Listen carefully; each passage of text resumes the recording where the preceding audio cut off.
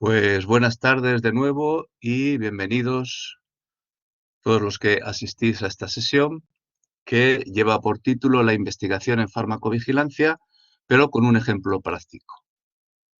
Voy a contar aquí una investigación que hemos hecho que ha dado lugar a un artículo que se acaba de publicar el mes pasado y que además vamos a continuar. Como explicaré al final, pues aquí quedan cosas por resolver y cuestiones interesantes.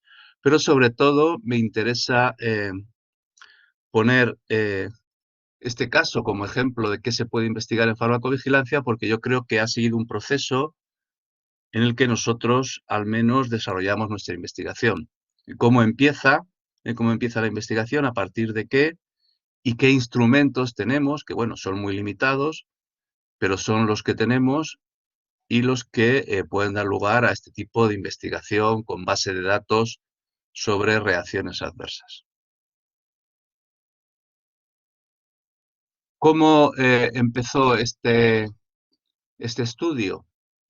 Pues con una con una nota de la Agencia Española del Medicamento, la AMPS, en octubre, el 9 de octubre del 2018, que se titulaba Hidroclorotiazida, el diurético tiacídico más utilizado en Europa y en América. Dos puntos, el uso continuo y prolongado en el tiempo podría aumentar el riesgo de cáncer cutáneo no melanocítico. Hay dos tipos, como ahora veremos, de cáncer cutáneo diferente al melanoma. Bueno, pues la hidroclorotiazida en uso crónico durante años, según esta nota de la agencia, podría aumentar el riesgo de padecer este tipo de cáncer. A partir de los resultados de dos estudios epidemiológicos en Dinamarca que indicaban este posible aumento de el desarrollo de estos dos tipos de cáncer, que son el carcinoma vasocelular y el carcinoma de células escamosas o espinocelular. Y esto, a su vez, esta nota de la Agencia Española del Medicamento y Productos Sanitarios, bueno, se basa, como acabo de decir, en dos estudios en bases de datos, que los tenemos ahí, uno del año 2017 y otro del año 2018. Por tanto, esto es muy importante, esta sería la primera cuestión. La investigación en farmacovigilancia generalmente es en base de datos, sobre todo la investigación que puede partir de un centro de farmacovigilancia como el que nosotros trabajamos. Nosotros tenemos una base de datos y a partir de ahí pues, se pueden plantear estos estudios de investigación. La base de datos española, que es FEDRA, Farmacovigilancia en Datos de Reacciones Adversas, pero sobre todo esa enorme base de datos que es Vigibase. Vigibase, donde están recogidas todas las sospechas de notificaciones del programa de la OMS. Luego, eso es muy importante. Estamos hablando de un estudio a partir de base de datos. Bueno, como decía, esta nota de la Agencia Española de Medicamentos y Productos Sanitarios se generó a partir de una alerta del PRAC, como sabemos que es el Comité Europeo para la Evaluación de Riesgos en Farmacovigilancia, que se había publicado un poco antes de esta nota de la agencia española, donde señalaba la asociación y posible relación. Esto es lo que hace el PRAP, ¿no? Ver si los acontecimientos adversos que se recogen, que son meros acontecimientos, a partir de ahí, estudiando esos acontecimientos, se puede establecer un vínculo fuerte, como ha dicho ahora a propósito de la vacuna AstraZeneca y la trombosis trombocitopénica. He hablado, la traducción podía ser que hay un vínculo fuerte, una asociación y un vínculo fuerte que apunta hacia una posible relación causal. Cuidado, pero nunca podemos decir a este nivel en farmacovigilancia, y menos partiendo de este tipo de estudios, que hay una relación causal. Simplemente podemos decir que hay una asociación que apunta a esa posible relación. Bueno, pues que hay una asociación entre dosis total acumulada desde el inicio del tratamiento con hidroclorotiazida, que voy a representar con el acrónimo HCT a partir de ahora, y el riesgo de este tipo de cáncer de piel, que es el no melanocítico. Y sin embargo, en estos estudios no se ha observado un incremento en el riesgo del desarrollo del otro tipo de cáncer de piel, que es un cáncer grave y con un mal pronóstico muchas veces, y que es uno de los cánceres que más está creciendo en el mundo, en Estados Unidos y en Europa, que es el melanoma. Bueno, pues con el melanoma no se observaba en estos dos estudios daneses esa asociación. Bueno, a partir de la nota de la agencia y de la alerta del PRAC, nosotros nos planteamos en el centro, bueno, ¿qué importancia puede tener este problema?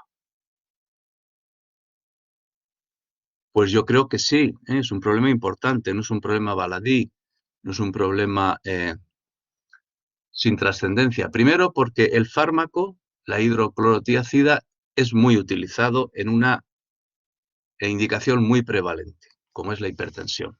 Se calcula que entre el 30 y el 45% de la población adulta es hipertensa y casi el 45% sigue una terapia con algún diurético, ahí viene la referencia, un diurético tiacídico.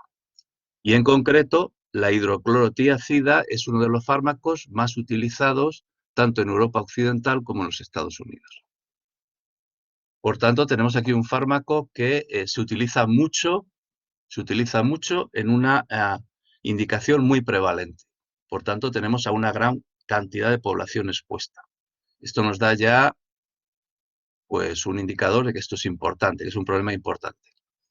Por otro lado, la posible reacción adversa asociada al uso de este fármaco, que es el cáncer de piel no melanocítico, es decir, dos tipos de carcinomas de los queratinocitos. Son carcinomas de los queratinocitos, que son el carcinoma vasocelular, que vamos a partir de ahora a representar con el acrónimo CBC, y el carcinoma de células escamosas, CCE, que también se llama espinocelular o epidermoide cutáneo. Bueno, pues estos dos cánceres de piel son los más comunes,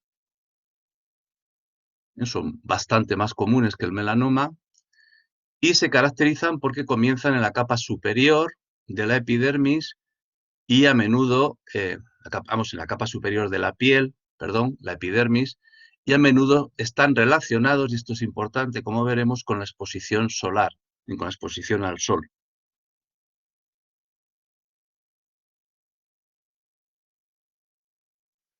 Aquí tenemos un dibujo, vemos la epidermis, la dermis y la hipodermis. Pues bien, en la epidermis tenemos las células más superficiales, que son las células escamosas. Aquí habría un tipo de cáncer, el espinocelular. Las células basales, aquí estaría localizado ese otro tipo de cáncer no melanocítico, el vasocelular, y luego el melanocito, que es donde se localizaría el melanoma. Aquí tenemos unas imágenes de carcinoma vasocelular, carcinoma espinocelular, que son los que se han relacionado con la hidroclorotiazida, y el melanoma, que sería este tercer tipo de cáncer, que, como he dicho, no se relacionó en estos dos estudios y, por tanto, dejó constancia de ello, tanto la alerta del PRAC como la nota de la Agencia Española del Medicamento y Productos Sanitarios no se relacionó con el uso de hidroclorotiazida. Bueno, el PRAC señaló cuestiones importantes, ¿no?, en su nota de alerta. Primero, que se había identificado este riesgo con dosis acumuladas de 50.000 miligramos o superiores. Con estas dosis, el riesgo de carcinoma vasocelular puede incrementarse 1,3 veces y el de células escamosas o espinocelular 4 veces. Si las dosis acumuladas son mayores, son superiores, los periodos de exposición, por tanto, son más prolongados en años, pues el riesgo también es mayor. Una dosis acumulada de 50.000 miligramos corresponde al uso diario de 12,5 miligramos de hidroclorotiazida, que en principio es la dosis recomendada de hidroclorotiazida. Es curioso que las presentaciones generalmente son, al menos en España, de 25 miligramos y muchas veces el paciente pues tiene que partir la tableta para administrarse esta dosis que es la recomendada, 12,5 miligramos. Bien, pues esta dosis recomendada de 12,5 miligramos de hidroclorotiazida durante 11 años continuados, por tanto vemos que son periodos de exposición muy largos, pues daría lugar a esta dosis acumulada. Y por último señalaba algo que es importante, que existe un mecanismo plausible, verosímil, para explicar por qué puede aumentar el riesgo de este tipo de cáncer con este medicamento. Es porque la hidroclorotiazida es fototóxico o tiene una actividad fotosensibilizante. Cuando el paciente que lo está tomando pues se expone a la luz solar. Bueno, entonces a partir de ahí queda claro que esto es un problema importante. Pensamos, ¿merece la pena investigar este problema en España? Pues lo primero que hay que ver es cuál es la prevalencia y la incidencia de este problema, ¿no? El cáncer vasocelular de la piel y el carcinoma de células escamosas representan cerca del 90% de los casos diagnosticados de cáncer de piel en España. Y además hay que añadir que un crecimiento importante, que se ha cifrado en este trabajo, esta revisión del 2018, de un 10% cada año. Es decir, cada año aumenta un 10% el número de cánceres de este tipo diagnosticados en España.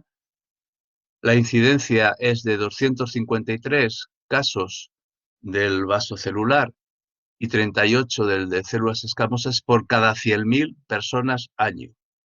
Es una incidencia importante, ¿no?, para un cáncer. Y por otro lado, teníamos dónde investigar. La base de datos FEDRA, que tiene aproximadamente unos 300.000 registros de notificaciones de sospechas a medicamentos de toda España. Por tanto, es una base ya con una documentación considerable con la que se puede trabajar. Bueno, pues cuando decidimos hacer este trabajo, que fue en mayo del 2019, hace exactamente 2 años que comenzamos este estudio, en ese momento había 287.744 notificaciones de sospechas. Yo cuando hable de RAM, de reacción adversa, eso se tiene que sobreentender que son sospechas de RAM, claro. Una cuestión importante en estos estudios en base de datos de farmacovigilancia es el término de búsqueda. Término de búsqueda basado en el diccionario MEDRA, el diccionario médico MEDRA, que es el SMQ, que es la consulta estandarizada al MEDRA, ¿no? Standardized MEDRA Query. La consulta estandarizada en MEDRA SMQ que elegimos fue neoplasias cutáneas malignas y no especificadas. Pues bien, a partir de ahí, de la búsqueda que hicimos en FEDRA, iniciamos un estudio caso-no caso, que es el que quiero explicar hoy, que es uno de los estudios que se puede hacer en farmacovigilancia. Hay que elaborar una tabla de 2×2, de tal manera que en la casilla superior izquierda pusimos todas las neoplasias notificadas con hidroclorotiazida. En la casilla superior derecha, todas las sospechas notificadas con hidroclorotiazida en FEDRA, de cualquier tipo.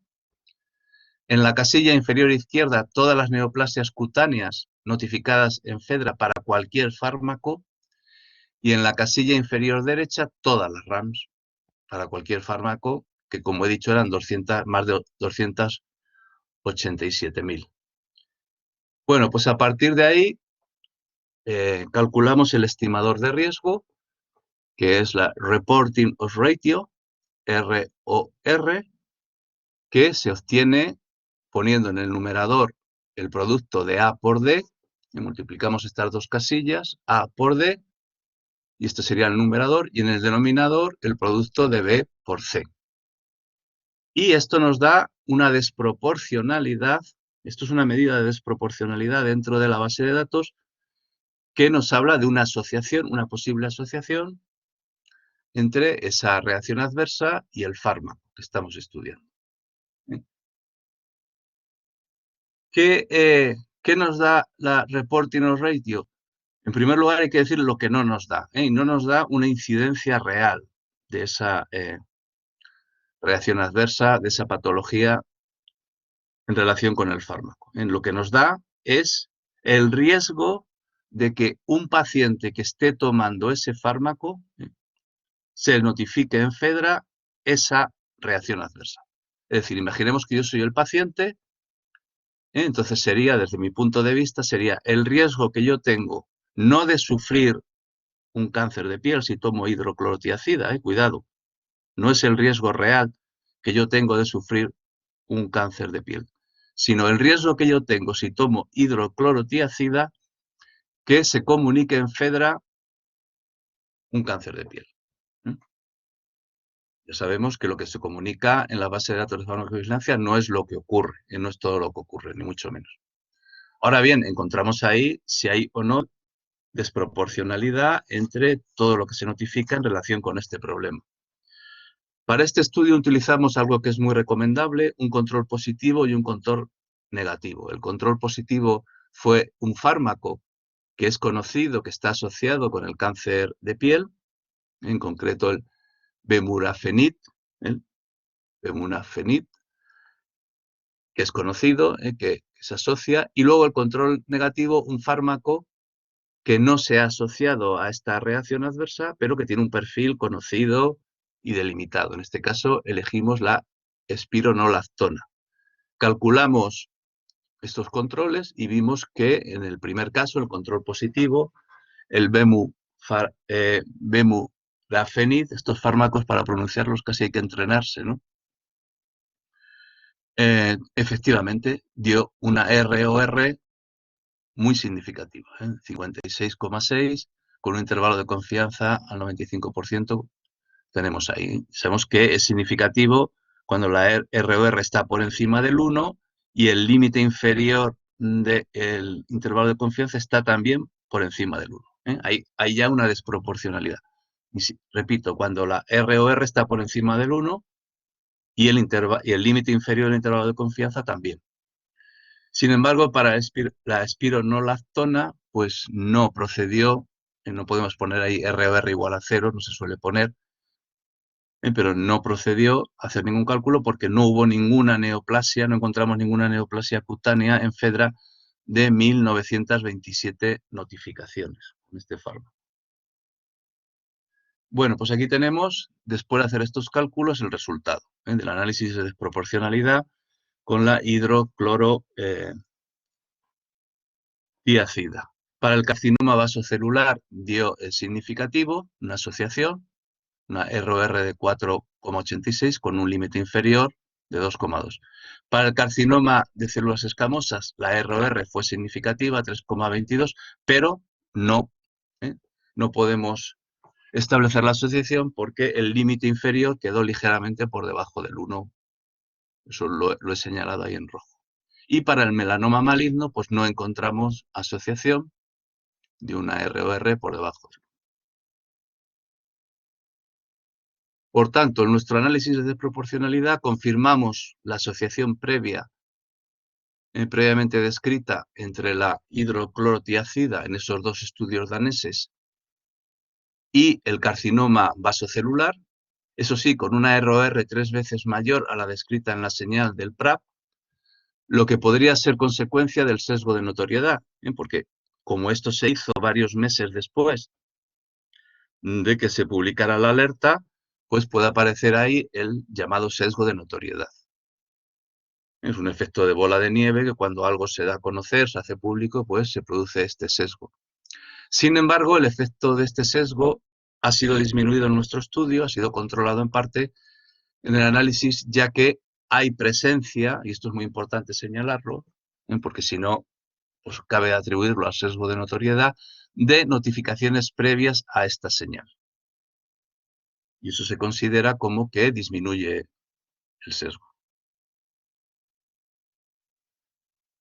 En cuanto a la asociación no significativa con el carcinoma de células escamosas, pues en principio va un poco en contra de tanto de la alerta del PRAC como de lo que los estudios previos han mostrado, que dicen que hay una mayor influencia de los fármacos fotosensibilizadores sobre este tipo de carcinoma todavía que sobre el vaso celular.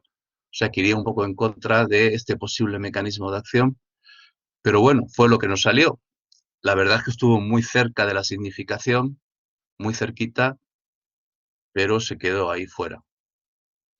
En cuanto al tiempo de exposición, fue menor en nuestro estudio que en los daneses, de 4,5 años para el CBC y de 5,2 para el CCE. En alerta del PRAC, el periodo medio fue de 11 años, aquí el periodo medio fue de unos 5 años. Esto puede deberse, y era uno de los algo que daba interés a nuestro estudio, a las diferencias que hay en exposición solar entre Dinamarca, que es un país del norte de Europa, como sabemos, y España, donde la exposición al sol es mayor, a la luz solar, podría ser una posible explicación de estas diferencias que encontramos. En cuanto a las dosis acumuladas, nosotros encontramos una dosis acumulada menor para el vaso celular y mayor para el de células escamosas. Y como vemos ahí, puesto que en la alerta del PRAC fue de 50.000. Es decir, que en nuestro estudio había habido periodos de exposición menores para el vaso celular y mayores para el de células escamosas. Bueno, esto ha dado lugar a un estudio que a un trabajo que se acaba de publicar, un artículo en la International Journal of Clinical Pharmacology and Therapeutics, en esta revista, como vemos, se acaba de publicar pues, este mes, en abril. Casi 2 años después de que iniciáramos el estudio. Esto es un problema no solo en farmacovigilancia, pero bueno, al menos en farmacovigilancia porque se tarda tiempo en hacer el estudio, en lograr publicarlo y entonces pues puede que en ese tiempo que ha pasado pues ya se hayan publicado otras cosas y haya cambiado un poco el panorama, que es de hecho lo que ha ocurrido, como ahora veremos. En estos 2 años, desde que nosotros iniciamos el estudio hasta ahora, pues se han publicado otros trabajos muy interesantes. Cuando nosotros lo iniciamos tenía ese interés que era comparar España, un país con gran exposición solar, a Dinamarca. Y bueno, vimos que los resultados eran muy parecidos. Bueno, en cualquier caso, aquí subyace un problema muy interesante que ya se ha discutido desde hace muchos años en farmacología y en farmacovigilancia, que es la posible relación entre los antihipertensivos y el cáncer, debido a que el tratamiento de la hipertensión es muy prolongado, como sabemos, dura mucho tiempo, son exposiciones de muchos años, y eso da lugar a las dosis acumuladas que, como hemos visto, tanto en la alerta del PRAC como en nuestro estudio, pues se relacionan con el riesgo, el aumento de riesgo de este tipo de cáncer. Muy recientemente, este mes pasado, se acaba de publicar en el Lancet Oncology un trabajo muy interesante y muy bueno, creo yo, que es un metaanálisis de ensayos clínicos aleatorizados. Aquí lo tenemos, publicado hace unos días, el mes pasado, repito, en el Lancet Oncology, donde se trata este problema que subyace aquí, la relación entre los antihipertensivos y el cáncer, y el riesgo de cáncer. Este metaanálisis abarca un periodo muy amplio, desde 1966 hasta 2019, incluye a 260.000 participantes de 31 ensayos clínicos aleatorizados. Muy importante, un metaanálisis de ensayos clínicos que nos da un nivel de prueba bastante alto. Y aquí lo que se evalúa es el riesgo de cualquier tipo de cáncer, calculando un estimador que es muy interesante, que es el hazard ratio o cociente de riesgo, HR, porque introduce el tiempo. Introduce el tiempo en el cálculo de tal manera que se va teniendo en cuenta la diferencia en los resultados a lo largo de todo el tiempo de estudio. Bueno, pues aquí vemos que esto es HR, no se ha identificado riesgo para los IECAS, los inhibidores de la enzima de conversión de angiotensina 1 en angiotensina 2, tampoco para los ARA2, en los bloqueantes de los receptores de angiotensina 2, tampoco hay riesgo. Tampoco para los beta bloqueantes, repito, de cualquier tipo de cáncer, ¿eh? Tampoco fue significativo para las tiacidas y sí que hubo riesgo significativo, pero bajo. Estamos ahí muy cerca del 1, en el límite inferior del intervalo de confianza, pero sí que se detectó riesgo de cáncer con los antagonistas de calcio. Aunque ya digo que bastante bajo, y los autores del artículo pues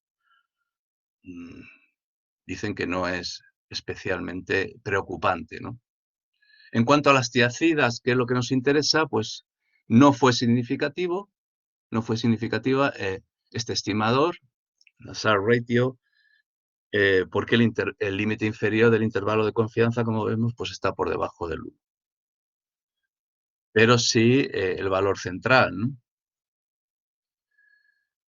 Bueno, esto en cuanto a antihipertensivos y cáncer en general. Vemos que se puede descartar de momento ese posible riesgo, incremento del riesgo con casi todos ellos, o prácticamente con todos, con el cáncer en general. Pero, ¿qué ocurre con el cáncer de piel? Ya más en concreto, que es lo que nos interesa hoy. Bueno, pues aquí tenemos un metaanálisis, en este caso no de ensayos clínicos, sino de estudios observacionales, publicado en el 2018, donde se revisan 10 estudios observacionales, repito, no son ensayos clínicos, y se ve que hay un riesgo con los tiacídicos, o sea, que este riesgo ya se observó en el 2018, no solo con los 2 estudios daneses, sino también con este metaanálisis, que se publicó más o menos de manera concurrente con esos 2 estudios daneses, y se veía también, y esto corrobora tanto el estudio de los 2 estudios daneses como el nuestro, este también lo corrobora, este metaanálisis, estudios observacionales, se ve que hay riesgo con el carcinoma vasocelular y con el carcinoma de células escamosas, con los diuréticos tiacídicos. Con los beta bloqueantes se identificó un riesgo para el vaso celular, pero no para el de células escamosas. Con los antagonistas del calcio, de nuevo, se identificó riesgo para el vaso celular, pero no células escamosas. Y con los IECAS o ARA2 se vio una disminución del riesgo. Aunque, bueno, los autores dicen que los datos no son homogéneos. Bueno, IECAS y ARA2 pues fueron descartados, ¿no? Como posible relación. Y por último, y con esto ya voy acabando, se acaba de publicar también ahora, por eso digo que este es un tema que está muy de actualidad, se acaba de publicar este interesante estudio de cohortes, como veremos, en base de datos poblacional. Esto nos sirve también para ver un poco los diferentes estudios que están aquí en juego. Repaso lo que hemos visto hasta ahora. Nuestro estudio, que es un estudio caso-no caso, case-no case, en una base de datos de farmacovigilancia, un metaanálisis de ensayos clínicos, muy importante, un metaanálisis de estudios observacionales y ahora vamos a ver un estudio de cohortes, es un estudio observacional. Se ha publicado también el 12 de abril, hace menos de un mes, y es un estudio de cohortes, y lo pongo en plural, no un estudio de cohortes, sino un estudio de cohortes porque hay 2 cohortes, y una de ellas es una cohorte control. Por tanto, podemos decir respecto al diseño de este estudio que es un estudio de cohortes con cohorte control en base de datos poblacional, porque se ha cogido una base de datos de Ontario, en Canadá, con todos los datos sanitarios de toda una población durante un periodo prolongado de casi 20 años, desde 1998 hasta 2017. Se han hecho 2 cohortes a partir de adultos de edad igual o superior a 66 años. En la cohorte de estudio entran ahí estos pacientes cuando se les prescribe un medicamento antihipertensivo por primera vez, tiacidas, IECAS, ARA2, antagonistas del calcio, beta bloqueantes, y cuando se incluye a un paciente en esta cohorte de estudio, se empareja con 2 controles por edad y sexo, que son pacientes a los que se les ha prescrito otro medicamento que no es antihipertensivo. ¿Y cuál es Lo que se estudia, pues el momento en que se le diagnostique a los participantes en cualquiera de estas dos cohortes un cáncer de piel. Aquí tenemos la base de datos que sirvió para este estudio, para este periodo, con 2.630.000 pacientes. Es una buena base de datos, pero aplicando los criterios de exclusión que tenemos aquí, al final quedó una cohorte de estudio de 302.634 y una cohorte control de 605.268. Esto, con estas dos cohortes es con la que se calculan los estimadores, para ver si hay asociación. En este caso, el estimador fue también HR, ¿no? Hazard Ratio.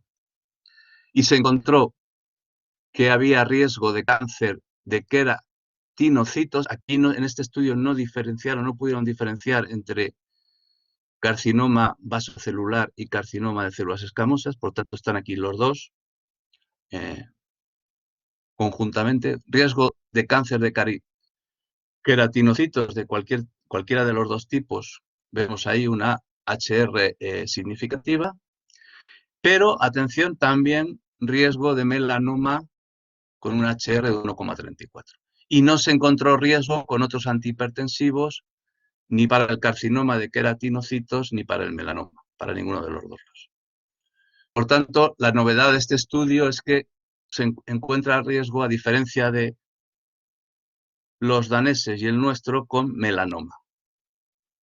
Aunque esto ya se había observado en un metaanálisis de estudios observacionales que se publicó hace 2 años, en abril del 19. Es un estudio que incluyó un metaanálisis que incluyó 9 estudios observacionales, donde se volvió a ver otra vez. Y con esto yo creo que esta asociación parece que se confirma en múltiples estudios. Se volvió a ver otra vez riesgo para el carcinoma vasocelular con una odds ratio ajustada. En este caso se utilizó el estimador odds ratio ajustada, por variables, podían ser factores de confusión. Y carcinoma, primero era carcinoma de células escamosas y carcinoma vasocelular. Con los dos se encontró asociación, pero también con el melanoma. En este estudio es coincidente con este que se acaba de publicar de cohortes en Canadá, porque también da una odds ratio ajustada que apunta a un aumento del riesgo similar al que se ha encontrado en el estudio de cohortes en Ontario. Bueno, volviendo a este estudio de cohortes en Ontario, una cosa importante es qué podemos sacar de estos estudios de farmacovigilancia a nivel práctico. Es decir, qué podemos prevenir a partir de lo que vamos conociendo en estos estudios. ¿Qué riesgos son prevenibles? Y los autores de este artículo pues, han señalado varias cosas interesantes. En primer lugar, y esto coincide con otros estudios, también con el nuestro, es muy importante la dosis y el tiempo de exposición. Ellos han hecho un cálculo en su estudio que con 25 miligramos, que es el doble de lo que aparecía en nuestro estudio, en los daneses, y el doble también de lo que en principio está recomendado, al menos en España, para la hidroclorotiazida, pero bueno, con dosis de 25 miligramos durante 10 años, el riesgo aumenta un 40%. Y con esa misma dosis durante 20 años, un 75% más. Luego aquí hay un factor prevenible que es las exposiciones excesivas, ¿no? Prestar atención a las dosis acumuladas, por tanto. Y otros posibles factores de riesgo serían haber padecido en este estudio, en el canadiense, haber padecido ya un cáncer de piel y algo muy importante en un país como España, pero yo creo que en general, ¿no? En todo Occidente, que es la exposición al sol. Sobre todo las personas con piel muy clara y aquellas que se exponen de tal manera que pueden sufrir quemaduras. Estas quemaduras pues, son un factor de riesgo en si además se está tomando hidroclorotiazida para el cáncer de piel. Bueno, una cosa importante, y con esto acabo ya, es que todos estos datos que puesto aquí sobre la mesa, hay que jerarquizarlos, y esto es muy importante. No es lo mismo el nivel de pruebas que aporta un metaanálisis de ensayos clínicos, y he puesto un ejemplo de uno, esto sería el mayor nivel de pruebas. Luego, por orden descendente, estaría el metaanálisis de estudios observacionales, y hemos puesto 2 ejemplos. En tercer lugar, estarían los estudios observacionales propiamente dichos, no metaanálisis de estudios, sino un estudio, bien de casos y controles, aunque aquí hemos puesto el ejemplo de uno de cohortes con grupo control. Y por último estaría el estudio en base de datos, como el que hicimos nosotros, caso no caso.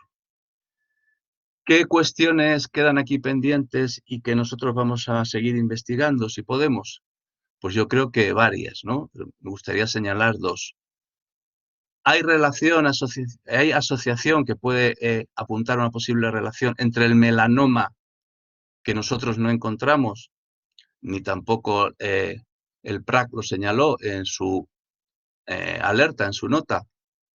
¿Hay relación entre el melanoma y los diuréticos tiacídicos, hidroclorotiacida en concreto, y otros? Bueno, porque aquí habría que ir más allá de la hidroclorotiacida, aunque nosotros en nuestro estudio no encontramos con otros diuréticos, pero habría que estudiar otros diuréticos tiacídicos, otra cosa también a estudiar.